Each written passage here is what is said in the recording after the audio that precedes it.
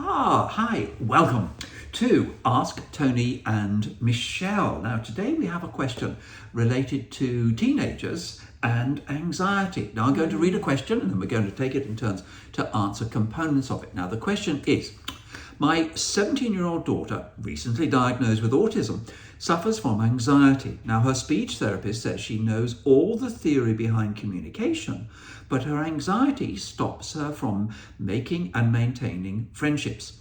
She said a psychologist should work on anxiety before she continues with speech. How can I help? Oh, great question. Now, great Michelle. question. Thank you, Tony. So I'll take the first part of this. First of all, why anxiety in friendships? Well, we know that an autistic teenager has usually felt profoundly different from their peers from a very early age. And they've often already, by the time they come to their late teens, experienced many different social rejections, subtle, an eye roll or elbow, oh, you're not included, and feels there's something wrong with me, essentially. And for our autistic teenagers and children, the hardest peer group are the same aged peers. So it's not surprising that she has got this anxiety. Yeah. Now, we know, because of all these reasons, social anxiety as an anxiety disorder, separate to autism, is very common for autistic teenagers. In fact, some of the research is showing it's over 50% of autistic teenagers experience social anxiety. That's research, but also clinically, we would agree with that. Yeah. And personally, I would agree with that. Social anxiety was my biggest barrier and problem to connection and happiness for many, many years in the teenage years. Yes. So what are the signs? Usually avoidance of peers, not wanting to make new friends, sitting alone at lunchtime, no friends, and often physical complaints. I've got a headache, I can't go, and stomach ache. And these are real. It's about anxiety. The underlying cognition or thoughts are, I am unlikable, I am unworthy, no one's going to like me, I'm defective. And the fear is rejection, fear of rejection. But there's more to understand. Yeah, there is. One of the components of autistic anxiety is fear of uncertainty. And so she will have going through her mind a number of thoughts. How well will I do in this social situation? Will I make a mistake? Will they laugh at me? Will they reject me? All sorts of features will occur. So the response is often to freeze and that situational mutism. I am so overwhelmed, I can't talk. Or it may be avoidance, and if I escape the situation and don't interact, I don't make a fool of myself. Exactly. Those are all the things going on in her head. Another facet of this, which of course we haven't met your daughter, we don't know, is because she's just been discovered as autistic, she's very unlikely got a positive self-identity related to autism.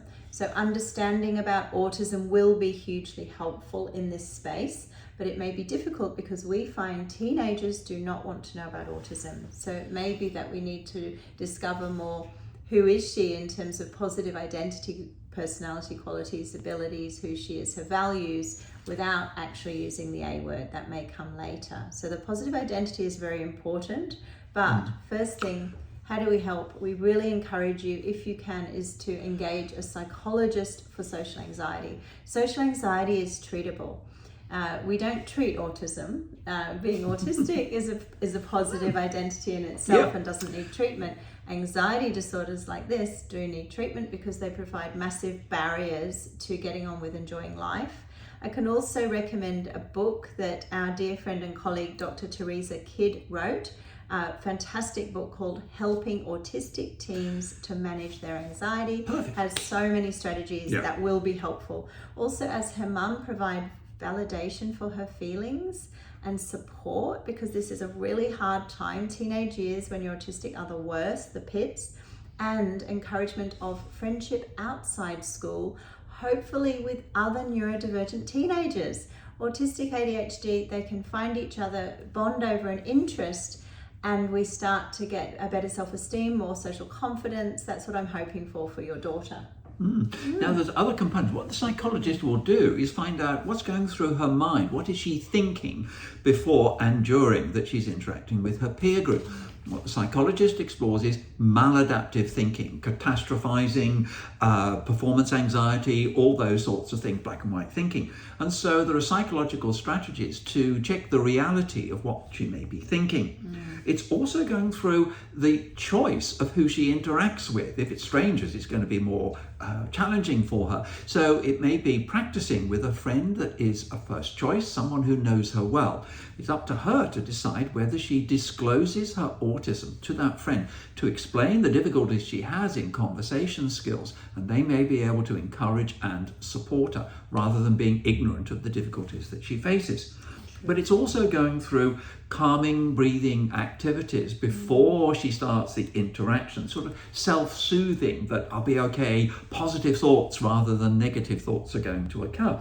So that the psychologist can start to develop, in a way, a hierarchy of situations, starting off someone she knows, brief conversation, hope it goes well, and then increasing the amount of time in conversations and the breadth of people that she's working with.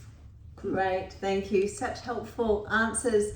I know from my clinical experience, personal experience, and from the research, we really hope that's been helpful to you as well. Thank you. Thank you.